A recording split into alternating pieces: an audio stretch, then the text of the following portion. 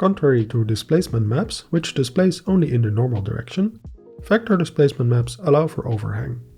This is great for adding complex shapes in sculpt mode, for example stylized hair or horns. To use this feature now, download this specific Blender 3.5 patch build. Unzip it and double-click on the Blender executable. On the developer page, you can find a demo file with a VDM brush to test, as well as a file for baking your own sculpts to VDMs. Open the demo file in the Blender 3.5 patch build. Under Texture in the Draw brush, you'll find a new option called Vector Displacement. To use the VDM brush, just click and drag on the surface of the object. You can support this feature by upvoting this post by Francis Jasmine on right-click select.